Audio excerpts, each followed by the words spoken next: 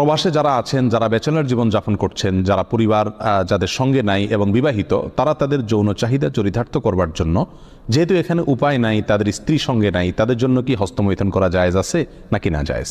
কোরআনে কারিমে আল্লাহ সুবহানাহু ওয়া তাআলা বলেছেন, ওয়াল্লাযীনা হুম লিফুরুজিহিম হাফিজুন ইল্লা আলা আজওয়াজিহিম আও মা মালাকাত আইমানুহুম ফাইন্নাহুম গায়রু মালুমিন ওয়া ফামান ইবতাগা ওয়ারাআ যালিক ফাউলাইকা হুমুল আদুন। তিনটি আয়াত আল্লাহ তাআলা বলেছেন, কৃতদাসী এবং নিজের স্ত্রী, এই দুই শ্রেণী ছাড়া, এই দুটি ক্ষেত্র ছাড়া অন্য কোনো জায়গা যাদের লজ্জাস্থানকে তারা ব্যবহার করে না, সেই সমস্ত লোকেরা সফল মুমিন, তারা সার্থক মুমিন।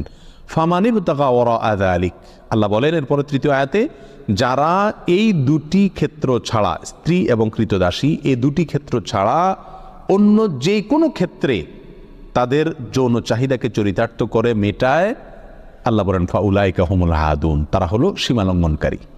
তাহলে এই আয়াতের আলোকে পরিষ্কারভাবে একজন মুমিনের জন্য হস্তমৈথুন করার কোনো অধিকার, কোনো সুযোগ, কোনো অনুমতি ইসলামী শরীয়তে নাই।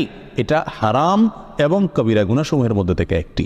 যারা প্রবাসে আছেন, এমন কোনো দেশে যদি থাকেন যেই দেশে তিনি তার যৌন চাহিদা না মেটালে নিশ্চিতভাবে গুনাহে লিপ্ত হয়ে যাবেন, জেনায় লিপ্ত হবেন, কারণ সেখানে জেনার অবাধ সুযোগ রয়েছে, এরকম যদি পরিস্থিতি হয় তাহলে নিজেকে রক্ষা করবার জন্য, অর্থাৎ বড় অপরাধ থেকে অপেক্ষাকৃত কম বড় অপরাধ যেটা, সেটাই তিনি লিপ্ত হতে পারেন, অর্থাৎ হস্তমৈথুন করতে পারেন। এটা কোনো উলামা ইকরামের মত। অবশ্য অন্য উলামা ইকরাম বলেছেন সর্বাবস্থায় হস্তমৈথুন করা কি হারাম। এজন্য প্রবাসে যারা আছেন তাদের উচিত এই অপরাধ থেকে বেঁচে থাকা।